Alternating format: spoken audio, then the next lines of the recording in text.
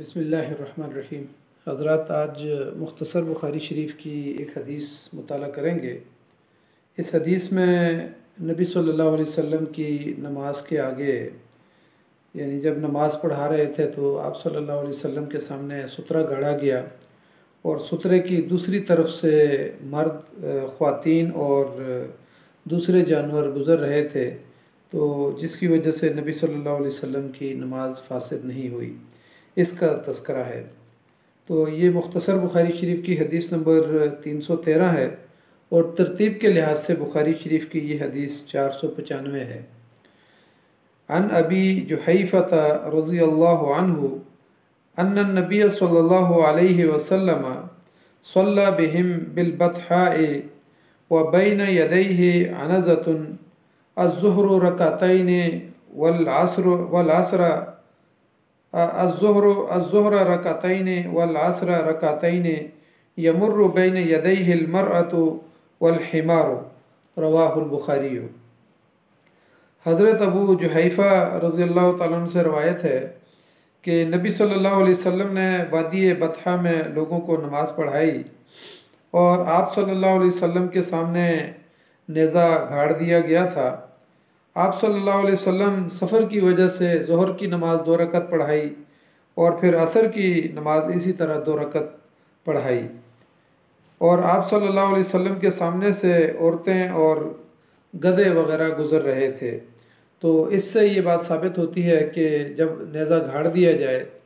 या बाज़ रवायात के अंदर ऐसा भी आता है कि नेज़ा नहीं गाड़ा गया था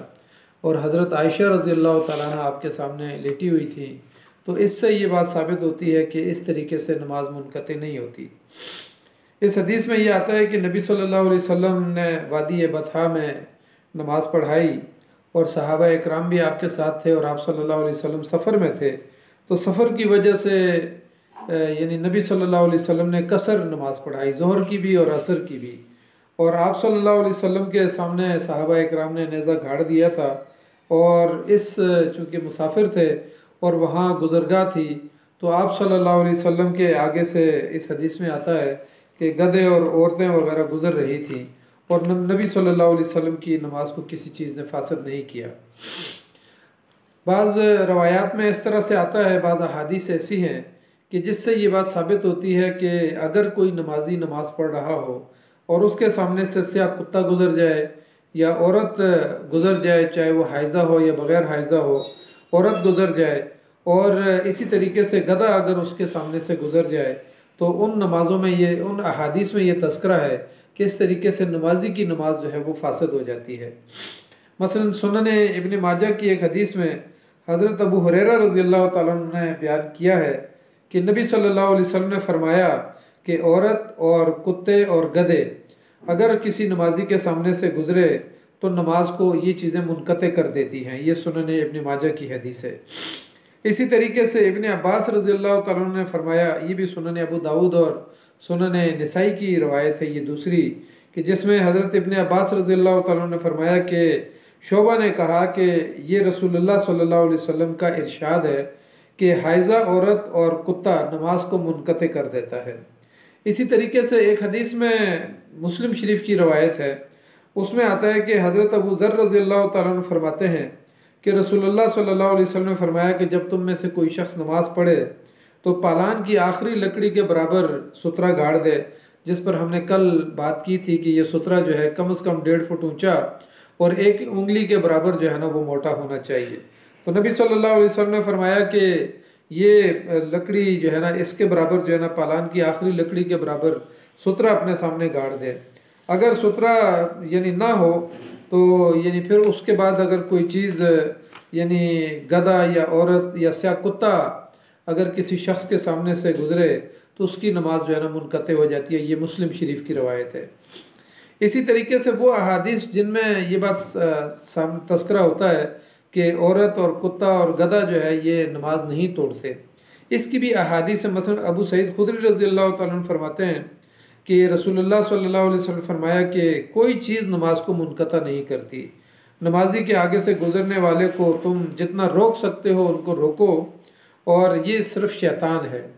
और कल हमने जो अहादीस में मुताला किया उसमें यह है कि अबू सईद खुदरी रज़ी अल्लाह ताला अन्हु फरमाते हैं, बल्कि वो अपनी खुद नमाज के अंदर जो है ना जब सुतरा गाड़ लेते थे तो सुतरे और नमाजी के उनके दरमियान से जब कोई शख्स गुजरता तो एक दफ़ा उन्होंने आगे हाथ करके उसको रोका, और फिर जब वो दोबारा गुजरने की उसने कोशिश की तो उन्होंने धक्का दे के उनको यानी पीछे किया। तो यानी नबी सल्लल्लाहु अलैहि वसल्लम ने फरमाया कि अगर कोई शख्स जानबूझ के नमाजी के आगे से गुजरता है तो गोया कि वो शैतान है, इसको रोकना चाहिए। इसी तरीके से मसरूक बयान करते हैं कि हज़रत आयशा रज़ियल्लाहु तआला अन्हा के सामने इस बात का तस्करा किया गया कि कुत्ते और गधे और औरत जो है ना अगर किसी नमाजी के आगे से गुजर जाए तो क्या वो नमाज को मुनक़ता कर देती है। तो हज़रत आयशा रज़ियल्लाहु तआला अन्हा ने कहा कि आपने तो हमें गधों और कुत्तों के मुशाबे कर दिया। यानी फिर उन्होंने आगे फरमाया कि कसम खा के, अल्लाह की कसम खा के फरमाया कि मैंने ज़रूर देखा कि मैं नबी सल्लल्लाहु अलैहि वसल्लम जब नमाज़ पढ़ रहे होते थे और मैं आप सल्लल्लाहु अलैहि वसल्लम और किबले के दरमियान तख्त के ऊपर जो है ना मैं लेटी हुई होती थी, और कहा कि जब मुझे कोई काम होता तो मैं आहिस्ता से जो है ना अपने बिस्तर में से सिरक जाती थी और हट जाती थी, और मैं आप सल्लल्लाहु अलैहि वसल्लम को ईज़ा नहीं पहुँचाना चाहती थी। तो यानी ये बुखारी शरीफ की जो है ना ये हदीस है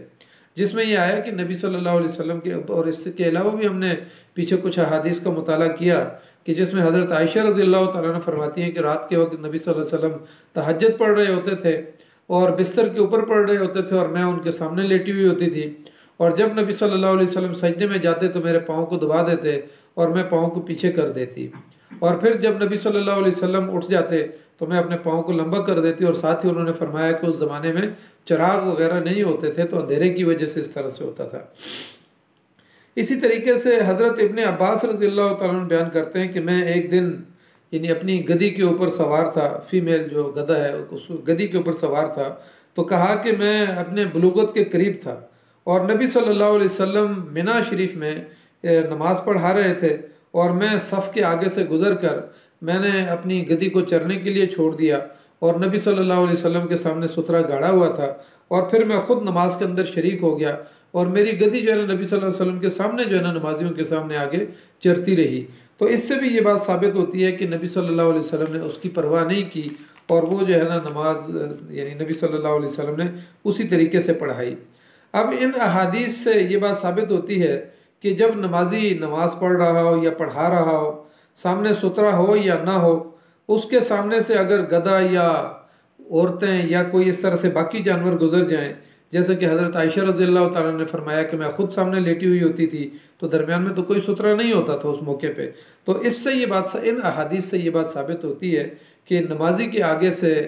आगे से अगर कोई जानवर गुजर जाए या औरत गुजर जाए तो उसकी नमाज मुनक़ते नहीं होती, नमाज ज़ाया नहीं होती। अलबत्ता जिन अहादीस में यानी मना किया गया है